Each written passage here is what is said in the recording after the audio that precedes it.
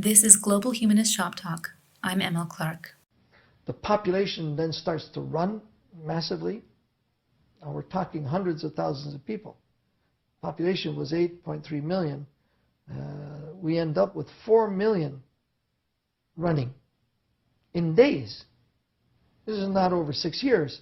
This is 4 million people running in days in all directions to try to provide protection, going through all these checkpoints and so on, and being slaughtered on their way, running into ad hoc refugee camps in the periphery, dying of cholera by the thousands, and this is ongoing. And the whole NGO community, the whole international community, packed up and left. The only ones that were left there was finally my small force that was reduced to about 450, and the International Red Cross.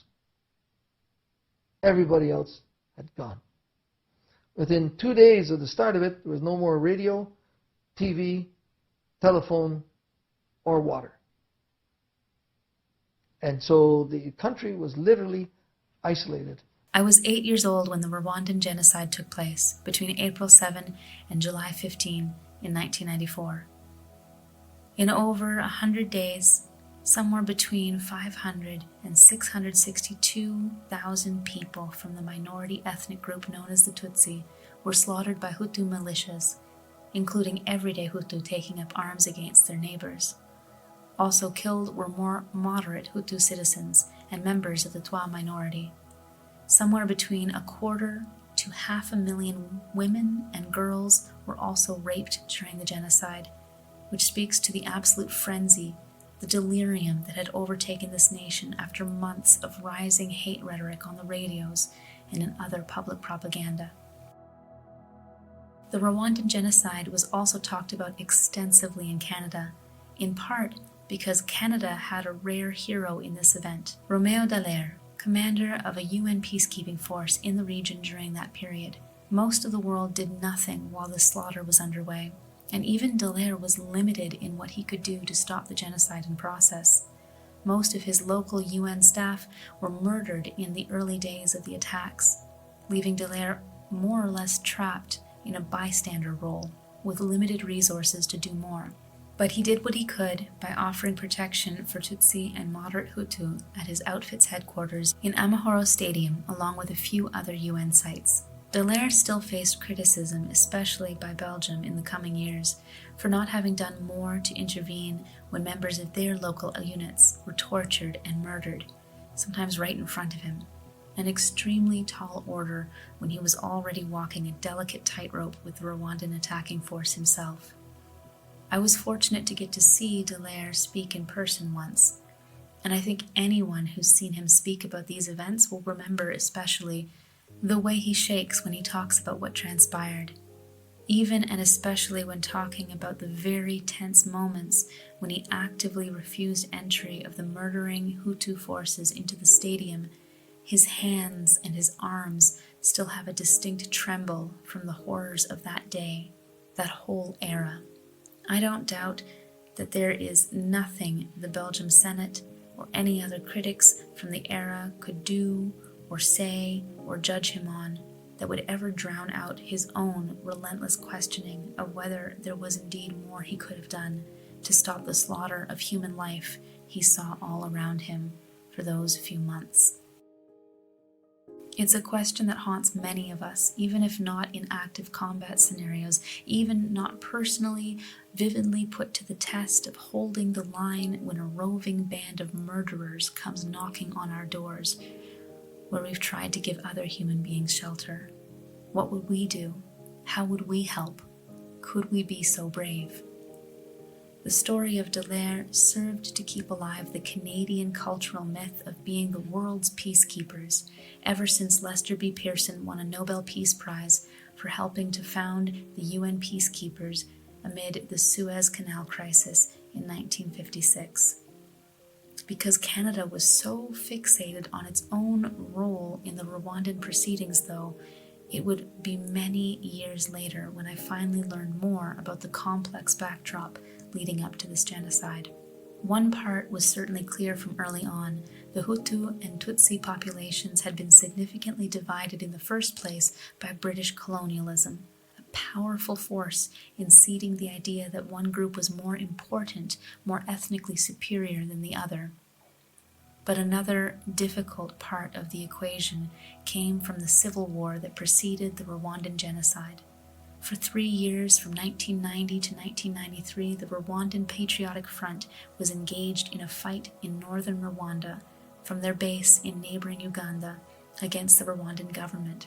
The Hutu president at the time, Juvenal Habyarimana, created a peace treaty, the Arusha Accords of August 1993, that were meant to end the violence. Then, on April 6, his airplane was shot down. To this day, no one knows if it was dissident RPF members or government-aligned Hutu supremacists who opposed the negotiations process with this rebel army. No one knows who shot this leader down. Either way, this was the spark, added to a long-standing powder keg of propaganda against the Tutsi minority, that launched one of the world's most brutal modern genocides. And the worst part? The Rwandan Patriotic Front was absolutely made up of Tutsi members, but more specifically Tutsi refugees. People who, once having fled to Uganda, were then caught up in its own civil war and then endured an attempt by locals to force them into refugee camps in 1982. When this failed, a massive purge took place instead, and 40,000 refugees were driven back to Rwanda, where only 4,000 would be recognized as nationals. This left some 35,000 essentially stateless, in legal limbo across the border. It was from this pool of displaced people, caught between a rock and a hard place, that the RPF gained its easy recruiting body. To be clear, the actions of this rebel group do not by any measure justify the brutal, sweeping genocide of Tutsi citizens in Rwanda the following year. They only contextualize that Rwanda had been living with an untenable and desperate situation for many decades, and they highlight that by looking at how displaced people are treated in any region, we can get a better sense of what challenges, up to and including the risk of genocide itself, await us in the world ahead.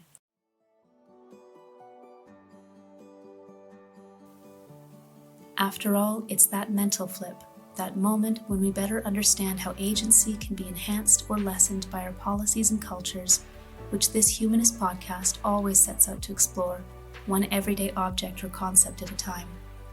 You're listening to Global Humanist Shop Talk, and for 6 episodes, we're moving through different landscapes in the world of mobility rights and displaced people, our past migrations, our present crises, and the future of movement we deserve.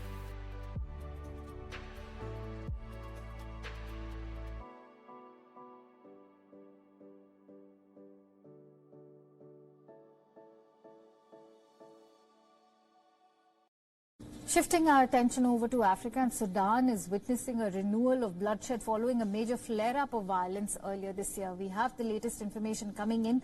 At least 50 people have been killed and dozens injured in tribal clashes in Darfur. The clashes erupted over the weekend between Arab Rezagat and the Masalit tribes in western Darfur region. This is the latest incident since the signing of a peace agreement late last year and the withdrawal of UN peacekeepers. The Darfur conflict broke out when rebels from the territory's ethnic Central and Sub-Saharan African community launched an insurgency in 2003. Complaining of oppression by the Arab-dominated government in the capital Khartoum, the clashes pose a challenge to the efforts by Sudan's transitional government to end decades-long rebellions in areas like Darfur. The genocide that most gripped me during my youth started when I was 17, freshly in university and taken up by the massive campus efforts to inform us about what was happening in Darfur, in Sudan. This first genocide of the 21st century would go on for almost 2 decades, and it still hasn't cleanly resolved itself now. The targets this time were Masalit and Zagawa black ethnic groups. The culprits were Janjaweed forces, an Arab military group that operates in the Darfur region especially. Rape, mutilation, torture, death, all the usual horrors of genocide transpired. Some 3 million lives were internally displaced. Death estimates sit at around 400,000. And again, the crisis has not fully ended even after the division of Sudan as a country into Sudan and South Sudan in 2011, because just creating a new border, a new state, isn't sufficient to combat the underlying resource crisis that sometimes drives one group to look for any excuse to drive another out. Displacement persists, and over 6 million people needed humanitarian assistance in 2022 after ruling generals seized power in an October 2021 coup. Sudan remains one of the world's worst regions for widespread abuse, and the World Food Programme has warned that around 40% of the subsistence-level farming population is now at risk of slipping even deeper into food insecurity, especially with skyrocketing inflation.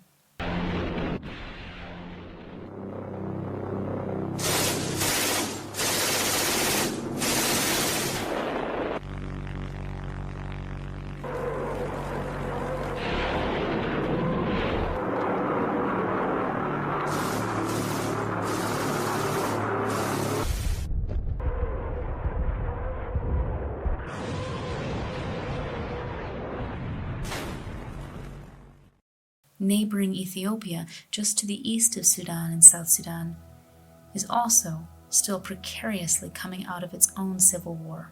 Another brutal affair involving genocidal crimes that for 2 years saw different ethnic militaries terrorizing civilians, especially in the north, as the government took action against forces in the northern region of Tigray making a bid for independence. There too, displacement pressures played a significant role because Ethiopia's government allied itself with the northern state of Eritrea, once an enemy in another long-standing regional war, to attack the territory that sat between the two of them. What did Eritrea get from this arrangement? A chance to seek out and punish deserters, people from Eritrea who had fled its brutal tyranny into Tigray in prior years. All of which I mention not so much to depress us, although the world certainly has plenty in the way of ongoing conflict and strife to do so much as to call attention to a difficult but important truth that is often neglected when we talk about war refugees. And we do talk quite a bit about war refugees in the West, often with great suspicion. Many anti-refugee advocates in North America and Western Europe are afraid to bring over men from these war-torn regions because they don't know what those fleeing men might have done. Are they actually victims, seeking to avoid the violence by moving to another country? Or are they people who have committed heinous war crimes themselves, whether forced into military service or not? Western countries are more amenable to bringing over women and children because these demographics certainly aren't the ones weaponizing rape against fellow citizens. But suspicion remains, and the services required to navigate the nuance of bringing men over in these circumstances are wanting. So too, for that matter, are the services needed to help women and children heal from the trauma that they experience. War and its crimes do staggering damage to the psyche of a whole population, and the level of counselor, the kinds of social workers needed to reach arriving refugees with the information they need to begin the long path to recovery are not always easy to provide en masse. There are some people, too, who glibly and dismissively suggest that these people should just all stay and fight for their nation. That kind of cruelty can be discarded with fairly swiftly, since it does not come from a genuine interest in the welfare of these people. But the question of how to manage the huge number of refugees fleeing from war without creating newly disenfranchised and angry displaced populations who might later be radicalized into harmful actions is a difficult one. For instance, Ayaan Hirsi Ali, a former Muslim who became atheist and is now a strong anti-Islam critic and women's rights activist, recently advanced a very delicate conversation around the rape crisis in Sweden. In research for her book Prey, she sifted through data that highlighted a disproportionate number of foreign residents found responsible for local rapes. In particular, she calls attention to the statistics gathered by Ardavan Korsnud et al. In a forensic sciences research paper titled Swedish Rape Offenders, a Latent Class Analysis. This work noted that Swedish-born offenders of Swedish-born parents made up 40.8% of the offenders who were convicted of these crimes, while 47.7% of the offenders were people born outside of Sweden. Of these, 34.5% were from the Middle East and North Africa, with 19.1% specifically from Africa. Since 19.7% of the Swedish population is foreign-born, this means the group is overrepresented among convicted rapists by a factor of 2.4, and that foreign-born citizens from Africa are overrepresented by a factor of 4.7.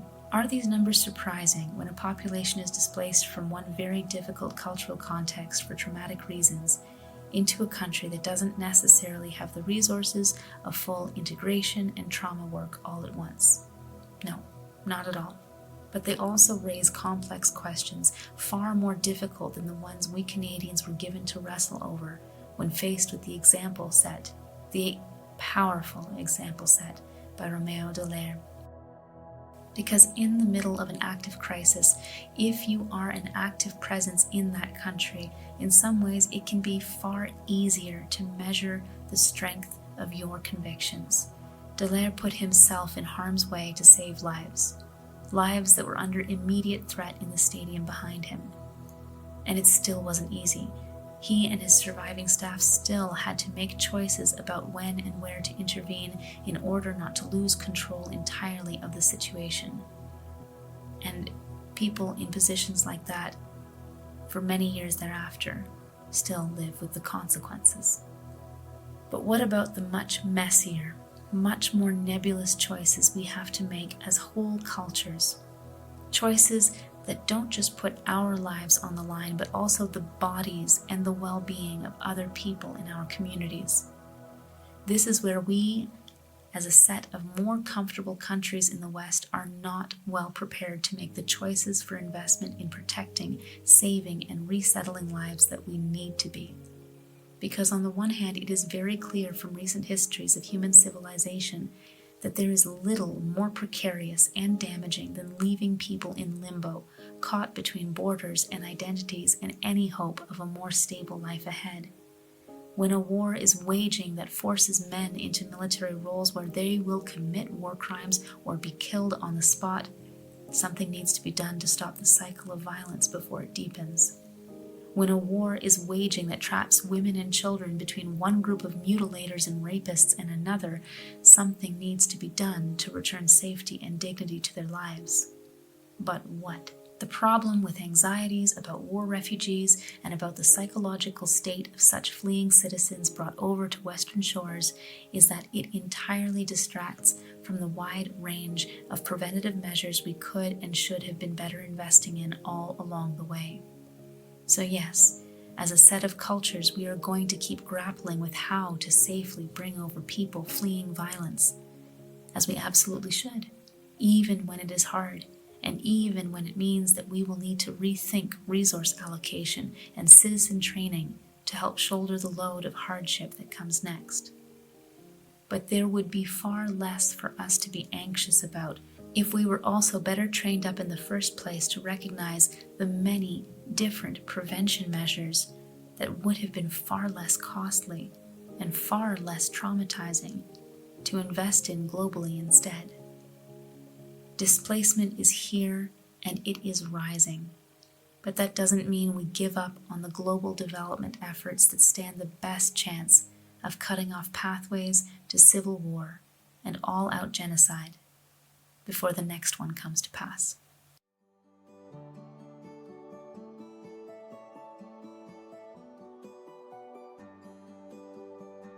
This has been Global Humanist Shop Talk with ML Clark. Maurizio Ferraz is my one-man dream team of an audio production specialist. Studio space and resources were provided by Agencia El Grifo, and all further credits for cited and referenced content can be found in attached episode notes. All of this would not have been possible without my patrons, the vast majority of whom support me through Patreon. You can also follow my work at Better Worlds Theory, a weekly newsletter at mlclark.substack.com. None of us excels without the support of a community, and I am deeply thankful to have found mine. Be well, be kind, and seek justice where you can.